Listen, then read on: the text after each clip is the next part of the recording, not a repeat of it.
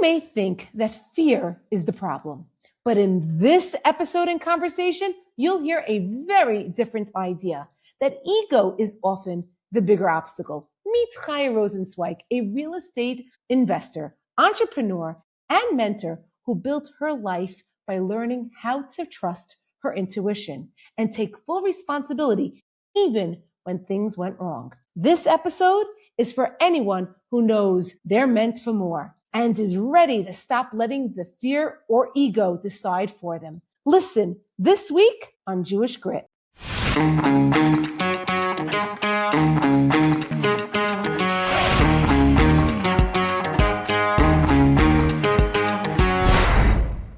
So Chaya, why don't you let everyone know where you're from and tell us a little bit about your professional journey and your Jewish journey, because it's very interesting. Yes. So I'm originally from Israel. I was born in Israel and grew up there, and I moved to America 10 years ago. I was married with one baby, and we just decided that it's too hard for us in Israel, and my husband has an American, citizenship. So I said, you know what? Let's try. Let's move. We can't stay here. I wasn't a standard student. I didn't have a degree. I didn't have a stable job. I knew a little bit about America because my parents are divorced. So my father moved to America right away. So every year I went to visit him. So I knew a little bit. And I felt every time I landed in America, I felt something like opening, big options. That's like what was in my mind. And we just did it. We just moved out of no big decisions. No, I didn't ask anyone. We just decided together that we're going to do it. We're going to make it. And this is how it started. So as you know, we moved with nothing, no background, money, any knowledge. We started at a basement, no furniture, with a little baby. But we both had this strong feeling, okay, we're going to do it. We didn't sacrifice so much for nothing or for being average. We need to do something amazing. But in the beginning, we worked anywhere to just took us. And then after a few months, I decided that I want to go into the real estate industry. So I went to school to get my license. That's a whole story. It took me a year and a half to pass the test when, everybody else, it's their language. Them 3-4 weeks and they have their license. For me, it was a year and a half. I took the course twice. I had to go 8 times to pass the test. But again, no excuses. I was very confident that this is my journey. I have to pass. I told myself, this is the only test you're going to pass. You have to pass this. Just this one. Just this one. I hated tests. And I did it after 8 times. And then I was very good at the job. This is the first time that showed me that sometimes, that you could have a lot of challenges, but then it doesn't mean it's not for you. Right. Because the test has nothing to do with the actual job, the actual work. So you just got to do it. You got to do what you got to do. And it's not necessarily going to be easy, but it doesn't mean it's not for you. So that was the first lesson I had. I did very well. And then I continued to investments, to buy houses, fix them, rent, sell. I built a community of investors. I built my name, my reputation. And then I moved on to what I do now, which is multifamily investments. Again, we have a beautiful community of investors and a lot of good things that we do. I always say real estate is just the tool. But the main thing that came out of it is my Empower, my global network of women that, we inspire through spirituality and inner work. And we're impacting so many lives and souls through Jewish, education, spirituality, mindset work, because I feel like the only thing that got me to where I am today is my emunah, my faith, my mindset. I didn't have anything else. I didn't have rich parents, background, nothing. Just me and Hashem. Is there someone in your life that you was your mentor, your rock, and that's what helped you get through?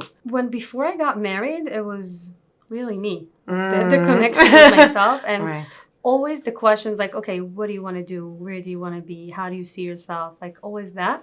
After I got married, my husband. Yeah, he's a great guy. Yeah. I met him. Yeah, he's always the one who believed in me before I even believed myself. He always pushes me forward. He always give me this slap when I need to wake up. He reminds me who I am and my strength. And it's funny because people always looking for outside validation, mentors. sometimes you just need to look inside. The people who were around you when you had nothing, the people who supported you, who believed in you. These are your mentors. These are the people who really, really gave you the power and the strength to move on. What would you say is like, since you're very close with your husband and you see him as your mentor, what do you think is like one of your favorite things that he's ever said to you? Every time I have self-doubt, he reminds me of what I've done already, how I faced my challenges. He reminds me of my deepest qualities and the strongest qualities I have and had, and he always there to like reflect that to me. So it's not a specific thing that he said, but he always tells me, you didn't even scratch your surface. Like, you have so much to go. You didn't even start. So that's something that I'm like, oh my God, okay. Okay, I have a long way to go, and it gives me like this excitement. Like, oh, really? I didn't even start. Like, I have something. He always like, oh, you have so much ahead of you. You don't understand. You like didn't even start. You're amazing. You're that like attitude and vibe gives you really the strength to move on, because it's very hard. Especially once you're successful, you keep like doubting yourself. Maybe it was just luck. Maybe it was just one-time thing. Maybe it's very hard. So when there's a close person to you who looks at you and like reminds you who you are, and it's not objective, but it is, because he's saying in a very, like, he knows me. He knows what to say. Looking back, what would you tell your younger self? To just relax. Everything is gonna come in the right timing. A lot of time I was pressured to move on faster, to do this and to chase this, and like, it's hard. It's exhausting. And I learned to just like take it very, very slow in my, like, not slow, because I can't be slow, but like more focused on the inner work and the mindset.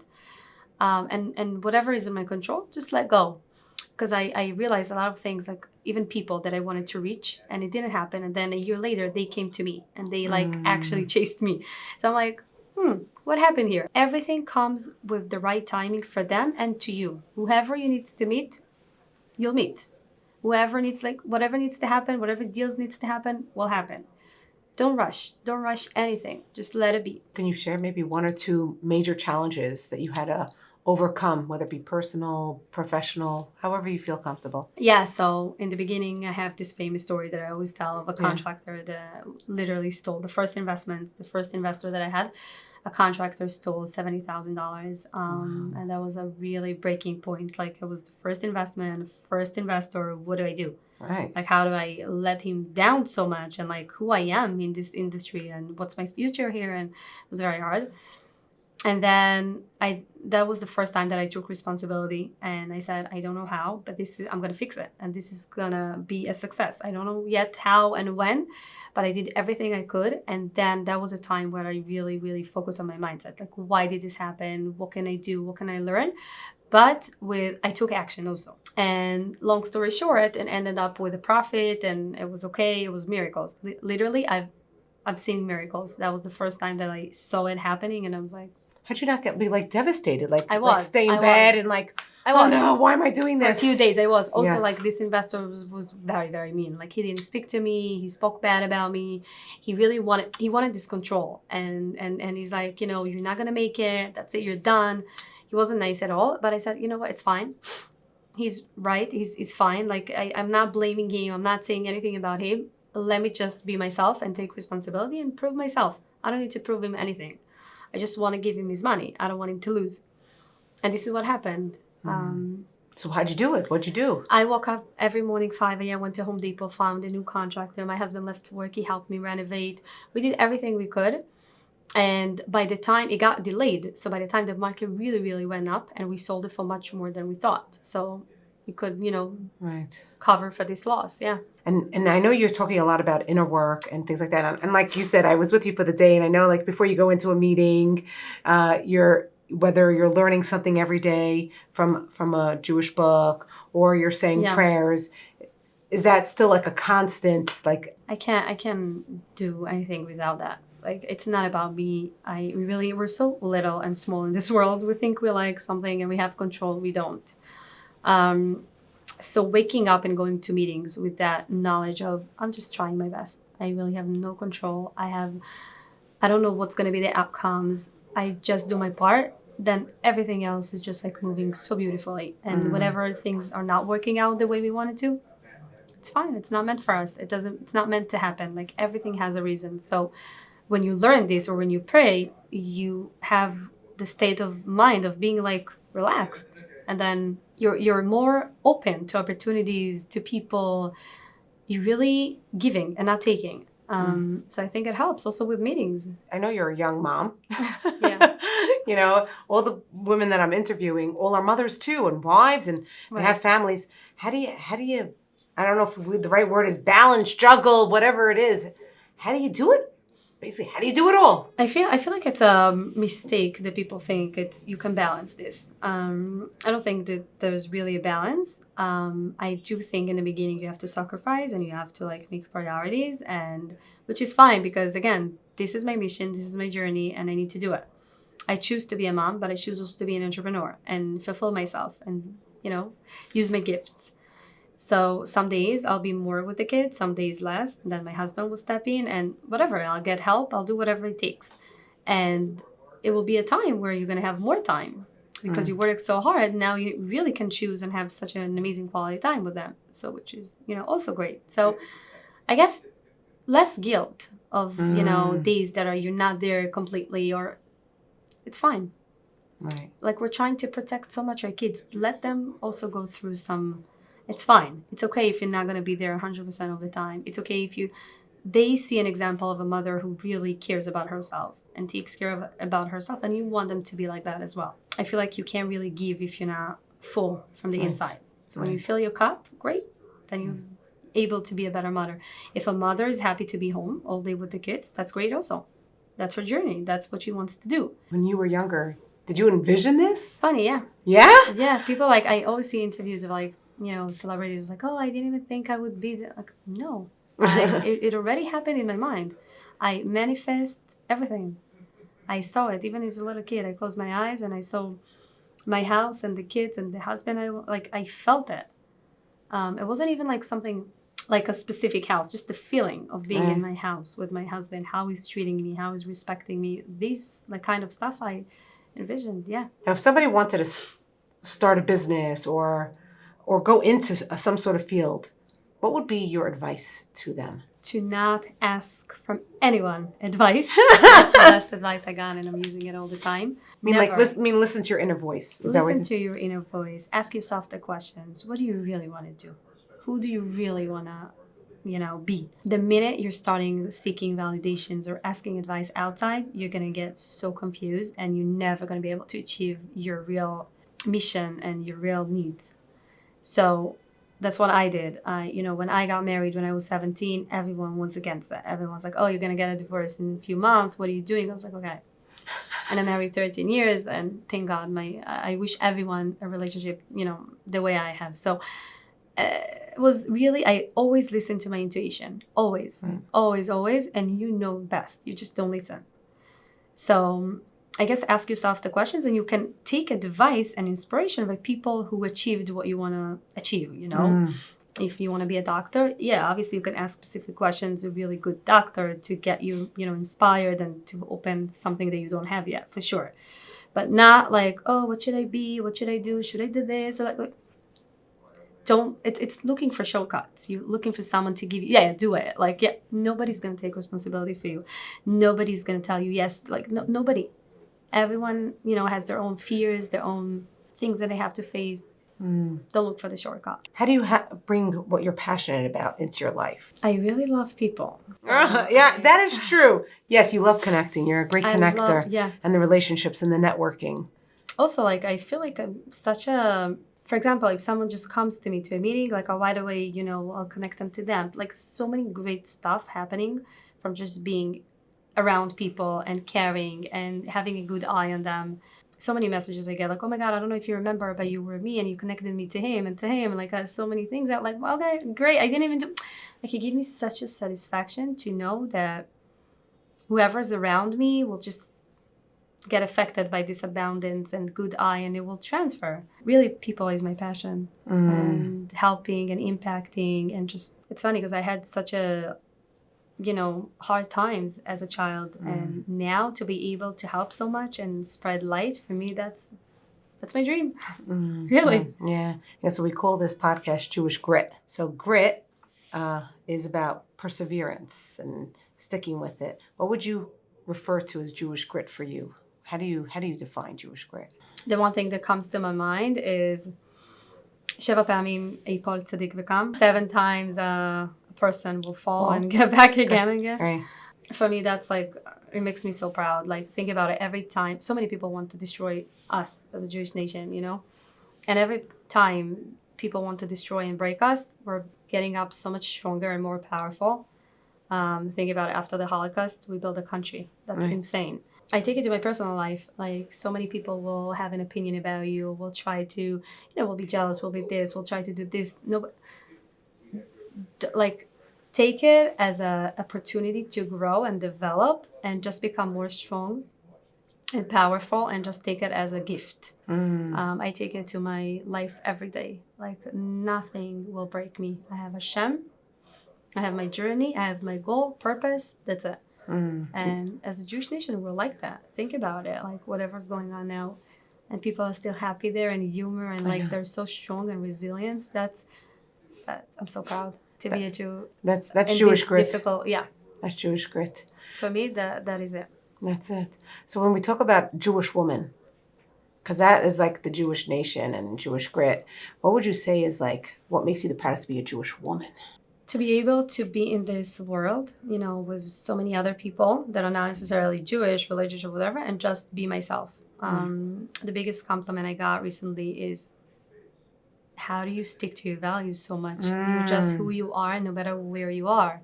I'm always going to be myself. I can be in, a meeting with people, and they're going to go to a certain place, but I'm always going to be myself, dress the way I am, no matter where I am, speak the way I am, have my, boundaries. It's really building you to be a really strong, powerful woman. Just be who you are. Don't try to get validation or be like someone to become. No, you could achieve anything you want with your values, with who you are. And I think that's what's going to keep you very, very successful, and people get attracted to like they want a part of it. Right. When they see someone so strong and believe in their, value and weight. What would you say you feel is probably the strongest values that carry you through work? I don't know. I feel like we're so small here, and we're overthinking so much for what? Like, who do you think you are? Just do it. You feel it. You have a desire for it. Just do it. You're scared of falling? What, you ego? Leave the ego outside the door. Like I always say it. The ego is our worst enemy. You have to learn how to manage it. So then what are you fearing from? You have a good feeling about it. You want to do it. You want to move on. In order to move on in life, you have to invest in yourself, deals, whatever it is, do it. What do you feel like? You're fearing of losing money? Money is energy. What are you telling your mindset? That you're not going to be able to make this money again? So you're afraid and you're stopping yourself and you're staying home? No. You're afraid that you're not going to be able to breathe tomorrow? No, right? So what's the difference? Even money is from Hashem. Money is energy. Money is whoever you are. So just do it. Just go for it. Don't overthink so much. It's okay to have fears. Don't deny it. But work on your trust. That will be stronger than your fears. And this is the only way you could really get somewhere and do meaningful things. So what would you say to Jewish youth out there who are really trying to make something of themselves? What would be like a lasting impression? I want them to find their genius part. Like everyone has this like unique gift that they got, right? One person can be in tech. One person could be with like, I don't know, blood, could be a doctor, a lawyer, whatever it is. I found that it's people for me. I'm very good with people. So I went all the way. I knew that I'm good with this. And then I went on real estate because real estate is a tool to receive this shefa, right? Mm-hmm. And real estate is people. So I didn't care to face so many challenges and things on the way because I knew this is what I need to do. Find this one thing. And also, very important, just start. You're not necessarily going to know in the beginning exactly which route you'll take. Like I didn't know exactly the process. And in the beginning, I'll be a broker and then I'll do this. And like, I just started. And take it as it goes. Life will show you. But the main thing is to really keep confidence in yourself faith in Hashem and work on your mindset to be able to trust and manage your fears, manage your ego, work on these, things. These are the most important. That's a beautiful message, Thank Chaya. you. Thank you so, so much for joining us today. course. I really appreciate it, and this was great. Thank you. Thank you for listening to Jewish Grit, an Olami mentorship podcast. At Olami Mentorship, we believe that everyone needs a mentor. What better way is there to tap into your personal and professional potential than with a Jewish mentor at your side? Learn more at olami.org/mentorship. Don't forget to keep listening on Apple Podcasts, Spotify, or wherever you get your podcasts.